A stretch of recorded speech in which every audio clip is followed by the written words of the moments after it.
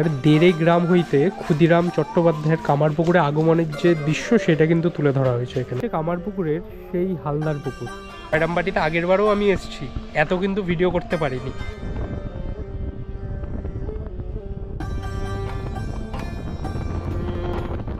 আজকের ভিডিওতে আপনাদের সাথে শেয়ার করতে চলেছি আমার একদিনের কামারপুকুর জয়রামবাটি ভ্রমণের অভিজ্ঞতা।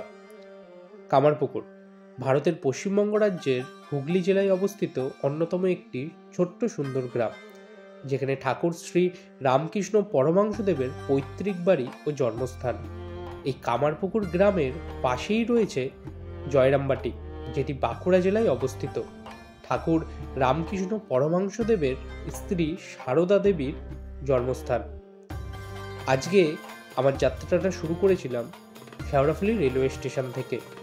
সকাল 8:05 হাওড়া গোঘাট লোকাল ধরে আমি পৌঁছে গেছিলাম গোঘাট স্টেশনে, যেখান থেকেই আমি আজকে আমার এই কামারপুকুর এবং জয়রামবাটি ভ্রমণের অভিজ্ঞতার সূত্রপাত করেছি এই ভিডিওর মাধ্যমে। চলুন আপনাদের সকলকে নিয়ে ঘুরে আসি এই সুন্দর দর্শনীয় স্থান থেকে।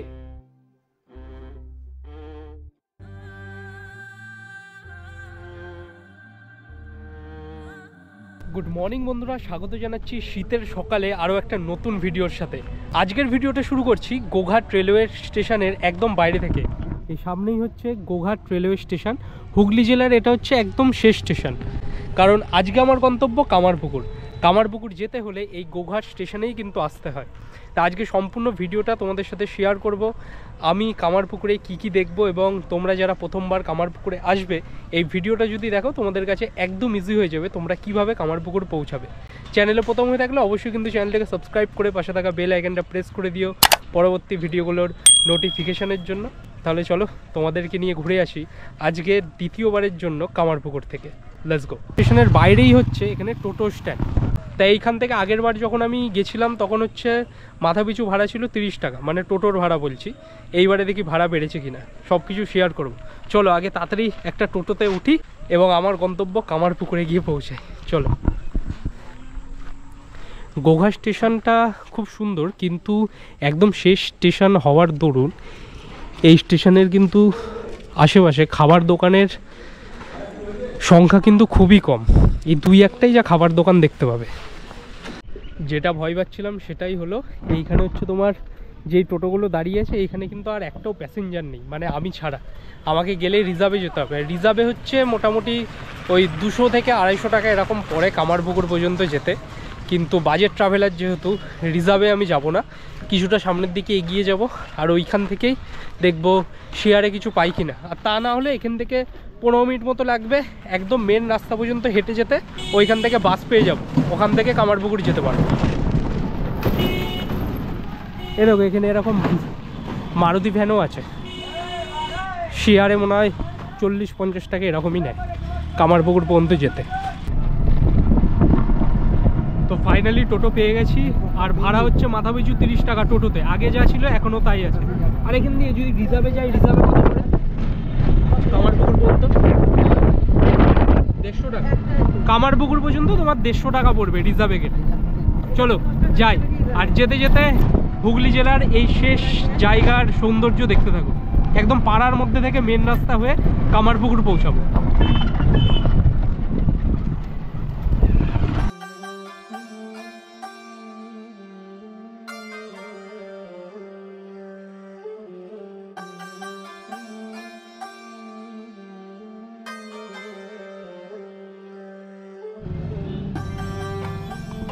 সময় হয়েছে এখন সকাল 11:10। এই মুহূর্তে আমি পৌঁছে গেছি কামারপুকুরে। আর একবার তোমাদের লোকেশনটা দেখিয়ে দিচ্ছি। এই দিক থেকে আমি এলাম, এই পাশের রাস্তাটা চলে যাচ্ছে তোমার জয়রামবাটির দিকে, আর এই দিকে হচ্ছে তোমার কামারপুকুরের যে মেন জায়গাগুলো। দুটো ব্যবসায়ী মারা গেছেন, সেই কারণে আজকে সারাদিন এখানে দোকানপাট বন্ধ থাকবে। এইখানে অন্য সময় যখন তোমরা আসবে, আমার যদি কামারপুকুরের আগের ভিডিওটা তোমরা দেখে থাকো, এইখানে প্রচুর দোকানপাট কিন্তু বসে। এইখানে খাবার দাবারের এত দোকানপাট, মিষ্টির দোকান থেকে শুরু করে প্রচুর দোকানপাট বসে। আজকে কদিন বন্ধ থাকবে এখানে? এখানে কদিন বন্ধ থাকবে? আজকেই বন্ধ, একজন। আচ্ছা আচ্ছা। রামকৃষ্ণ মঠের পাশেই না এখানে একটা ম্যাপ করে দেওয়া আছে, কোথায় কি আছে সব কিছু তোমরা অনুমান করে নিতে পারবে এখানে দেখলে। আর এই দিক দিয়ে হচ্ছে ভেতরে এন্ট্রি করতে হয়।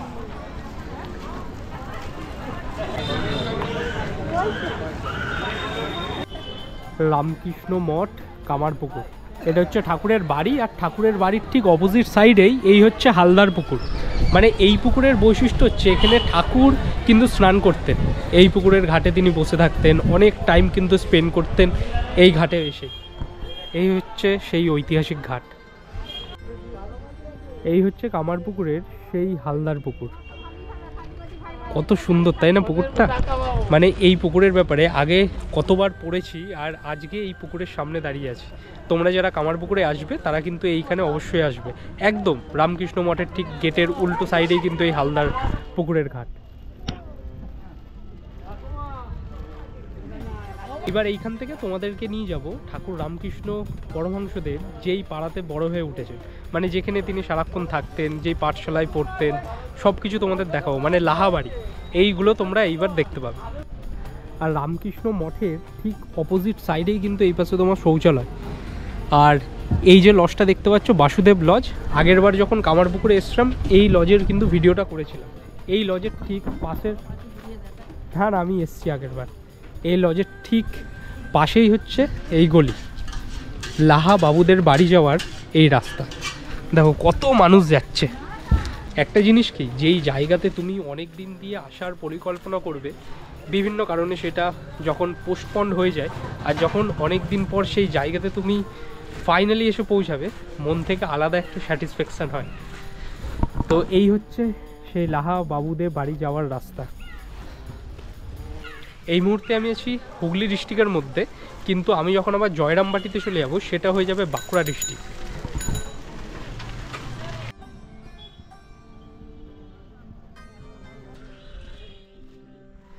এই বাড়িটা কিন্তু পুরো মাটির তৈরি, এটা কিন্তু দোতলা বাড়ি। এর আগে যদি মাটির দোতলা বাড়ি কেউ দেখে থাকো অবশ্যই কিন্তু কমেন্ট বক্সে জানিও যে তোমরা এরকম বাড়িতে স্টে করেছো কিনা। মাটির বাড়িতে আমি থেকেছি, কিন্তু এরকম দোতলা বাড়িতে স্টে করিনি কখনো। শ্রী রামকৃষ্ণ নাট্য স্মৃতিমঞ্চ।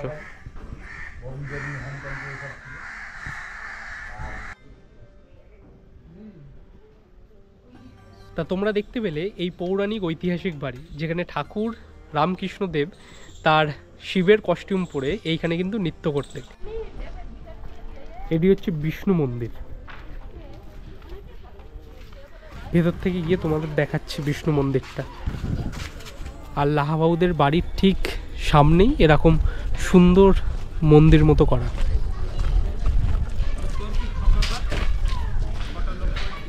আর এই হচ্ছেন সেই লাহাবাবু যার মূর্তি এখানে রাখা আছে।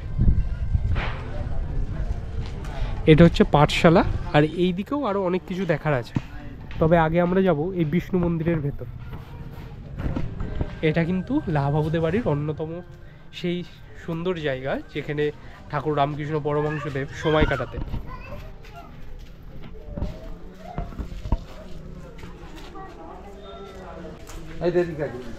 এটা হচ্ছে বিষ্ণু মন্দির।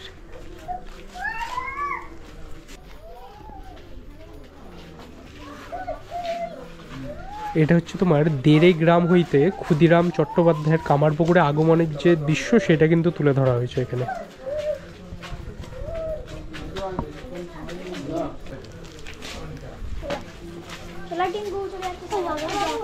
এটা হচ্ছে ঠাকুরের বিয়ে হচ্ছে যখন সেই সময়, গদাধরের বিবাহ।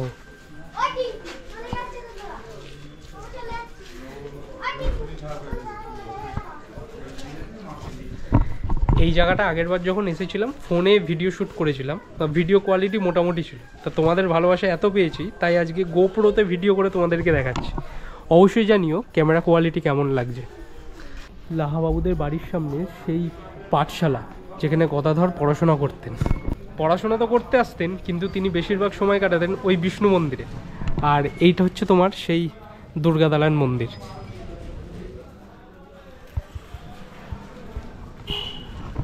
যারা কামারপুকুর থেকে আমার ভিডিওটা দেখছো অবশ্যই কিন্তু কমেন্ট বক্সে জানিও যে আমি আরও কি কি তথ্য জানি না যেগুলো এই ভিডিওতে তোমাদের সাথে শেয়ার করতে পারছি না, যদি তোমরা জেনে থাকো অবশ্যই কিন্তু কমেন্ট বক্সে জানিও। কারণ প্রত্যেকটা জায়গা ভিজিট করি, আমি আমার নিজের এক্সপিরিয়েন্সগুলো তোমাদের সাথে শেয়ার করি। আমি চাই তোমরা যারা আমার থেকে বেশি জানো অবশ্যই কিন্তু কমেন্ট বক্সে জানিও, যাতে আমি সেই জায়গা এবং বিষয়বস্তু সম্বন্ধে আরও অনেক কিছু তথ্য কালেক্ট করে নিতে পারি তোমাদের থেকে। রাস পূর্ণিমার সময় রাস উৎসব কিন্তু পালন করা হয় এই জায়গায়। রাসের টাইমে যদি তোমরা এখানে কেউ ঘুরতে আসো, এখানেও কিন্তু কিছু সুন্দর সুন্দর নিদর্শন তোমরা দেখতে পাবে, মানে ফেস্টিভ্যাল টাইপের এই জায়গাটা। কামারপুকুরের এটা হচ্ছে অন্যতম একটা প্রধান শিব মন্দির। এই গোপেশ্বর শিব মন্দিরের অনেক কিন্তু গল্প আছে, যেগুলো সব কিন্তু এইখানেই লিখে দেওয়া আছে। এবং এটি হচ্ছে শ্রী শ্রী ঠাকুরের ভিক্ষা মায়ের মন্দির।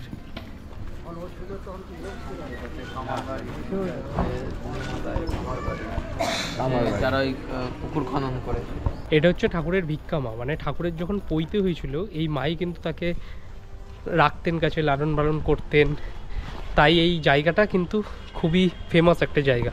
আর যেই গোপেশ্বর শিব মন্দিরের কথাটা বললাম, এর কাহিনীটা হচ্ছে, লেখা তো তোমরা দেখলেই, তাও একবার বলে দিচ্ছি। এইখানে হচ্ছে ঠাকুর যখন বিভোর হয়ে গেছিলেন মা তারার জন্য, তখন গ্রামের লোক কিন্তু তাকে পাগল সাব্যস্ত করে দিয়েছিলেন।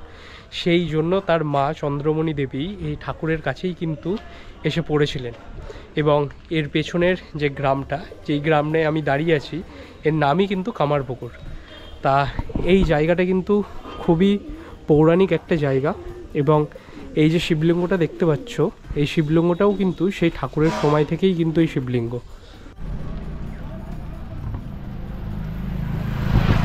কামারপুকুরে এইখানে দেখার মতো আর তেমন কিছু নেই। এইবারে আমি যাচ্ছি জয়রামবাটির দিকে, কারণ জয়রামবাটিতে হচ্ছে মা সারদা দেবীর জন্মস্থান, মানে ঠাকুরের শ্বশুরবাড়ি। তা এইটা হচ্ছে দুটো ডিস্ট্রিক্টের মধ্যে কিন্তু ভাগ হয়ে যাচ্ছে, কারণ আমি এই মুহূর্তে আছি হুগলি ডিস্ট্রিক্টের মধ্যে কামারপুকুরে, আর ঠিক মা সারদা দেবীর বাড়ি হচ্ছে ঠিক বাঁকুড়া ডিস্ট্রিক্টের জয়রামবাটিতে। এইখান থেকে যাওয়ার জন্য টোটোও আছে, বাসও আছে, তো দেখি কিসে করে যাই। আর এখানে যদি হোটেলের কথা বলি, হোটেল কিন্তু তোমরা ওই 250, 300, 400, 500 টাকার মধ্যে হোটেল পেয়ে যাবে। এটাকে কমেন্ট করো যে দাদা আমি তোমার মতো সোলো ট্রাভেলার, আমি কিভাবে হোটেল পাবো। আমি বলছি যেখানেই তুমি ঘুরতে যাও না কেন, অনেক হোটেলে কিন্তু কনসিডার করে যে সিঙ্গেল তোমাদের থাকতে দেওয়ার জন্য। আবার অনেক হোটেলে বারণ করে এই কারণে, অনেকে অনেক কিছু সুইসাইড অ্যাটেম্প করে, তো সেই কারণে হোটেলে থাকতে দিতে চায় না। কাছাকাছি কোনো থানাতে গিয়ে সেখানকার পারমিশন নিয়ে তোমরা সেই হোটেলে এসে সেই কাগজ জমা দেবে, এবং তারপরে তোমরা সেখানে সোলো গেলেও কিন্তু তোমাদের থাকতে দেবে, সেটা নিয়ে কিন্তু কোনো সমস্যা হয় না। আর ঠিক মেন রাস্তার সামনে থেকেই জয়রামবাটির বাস ধরবো আমি। ফাইনালি পৌঁছে গেছি জয়রামবাটিতে। এইখানে টোটোতে করে এসেছি, টোটোতে ভাড়া পড়েছে মাত্র 30 টাকা, মানে কামারপুকুর থেকে জয়রামবাটি পর্যন্ত। এবার জয়রামবাটির এই রাস্তাটা আমি তোমাদের দেখিয়ে দিচ্ছি। এই দিক দিয়ে জয়রামবাটি মন্দিরের দিকে যাচ্ছে, আর যে এই রাস্তাটা দেখতে পাচ্ছ এই পাশে তো কামারপুকুর, এই দিকে এই সোজা রাস্তা চলে যাচ্ছে কিন্তু বিষ্ণুপুরের দিকে, মানে তোমরা এইখান থেকে বিষ্ণুপুরেও কিন্তু যেতে পারবে। এই মুহূর্তে আমি দাঁড়িয়ে আছি বাঁকুড়া ডিস্ট্রিক্টের মধ্যে। আরও একটা শ্রী শ্রী রক্ষা কালী মাতার মন্দির, এই যে।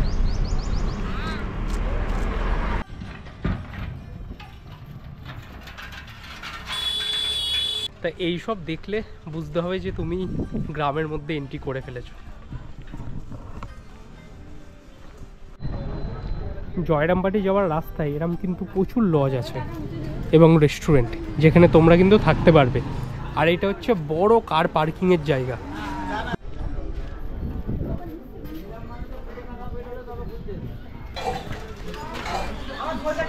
জিনিসপত্রের দোকানগুলো দেখছো, কামারপুকুরে কিন্তু ঠিক এইরকমই জিনিসপত্রের দোকান দেখা যায়, কিন্তু বর্তমানে মানে আজকে বন্ধ আছে বলে আমরা দেখতে পাইনি। এই দেখো, এখান থেকে তোমরা চাইলে শপিং করতে পারবে। আর এইগুলো হচ্ছে এখানকার অথেন্টিক।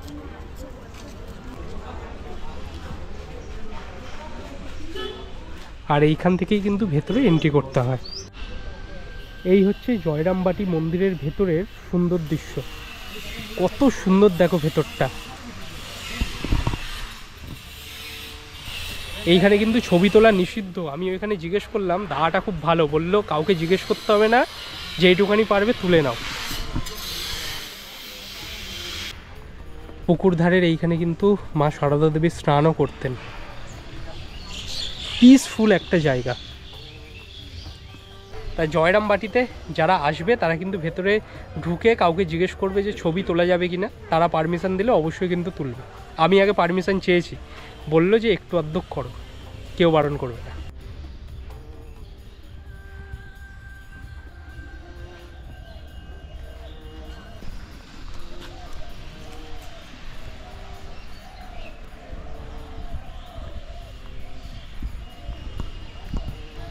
খুব শান্ত স্নিগ্ধ একদম নিরিবিলি পরিবেশ।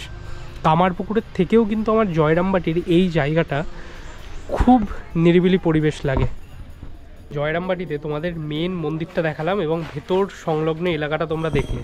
আর এটা হচ্ছে মায়ের হচ্ছে নতুন বাড়ি।